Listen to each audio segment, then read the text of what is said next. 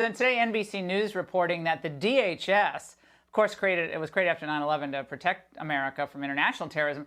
Now, they're moving toward what Intel officials are now saying is the new top threat, domestic violent extremism. That includes apparently surveilling social media. Here's what they mean. There's a quote from the article. The idea is to identify people who may, through their social media behavior, be prone to influence by toxic messaging spread by foreign governments, terrorists, and domestic extremists.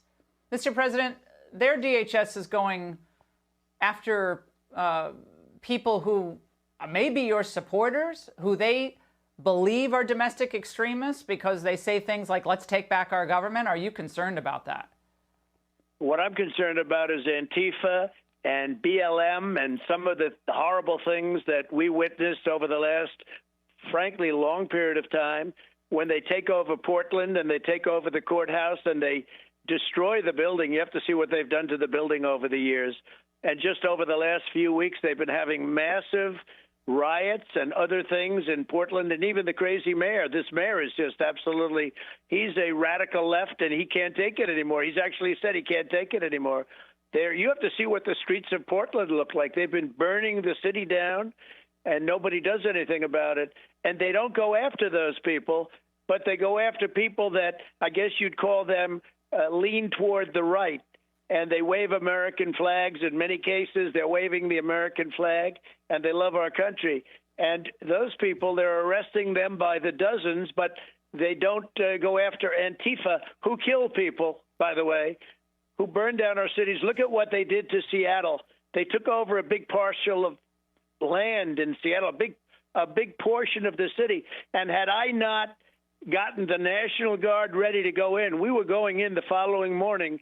They just gave up the land. The same thing in Minnesota. In Minneapolis, they took over the city. Had we not gotten the National Guard in there, you would not have Minneapolis anymore. It would have been burned down to the ground. Those are the ones you have to worry about.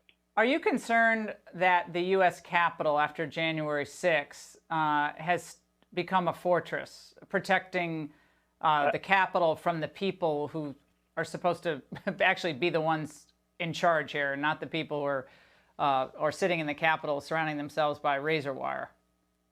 I think it's disgraceful. It looks for the world to watch. Absolutely. It's a political maneuver that they're doing. It was a zero threat. Right from the start, it was zero threat. Look, they went in. They shouldn't have done it. Some of them went in and they're hugging and kissing the police and the guards. You know, they had great relationships. A lot of the people were waved in, and then they walked in and they walked out. And I'll tell you what, they're doing things they're persecuting a lot of those people.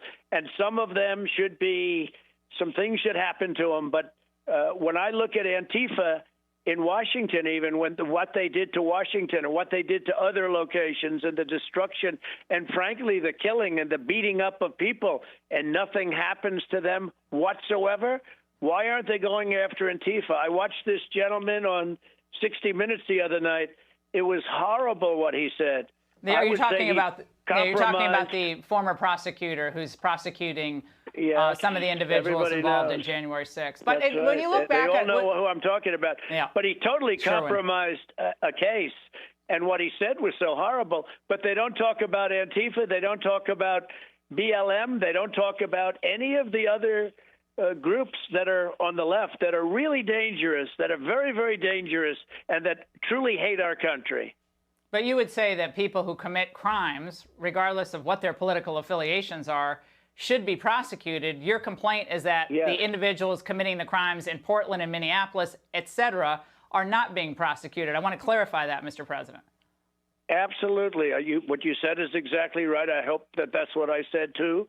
And they should look, everybody has to be treated equally. They go after people on the right and in spades, and they don't go after people at all on the left. You look at some of the things that happened. Look at Minneapolis. Look at who was arrested. look what happened. They let them out immediately.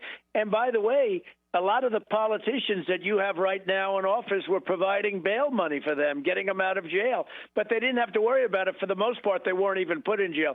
They took over Seattle, and practically nothing happened to anybody. I mean, they literally took over a big chunk of a major U.S. city, and practically nothing happened to those people. And yet I'm constantly seeing where they're searching out people on the right. It's very unfair to this country, and there's tremendous anger because of what they're doing. There's tremendous anger. I want to move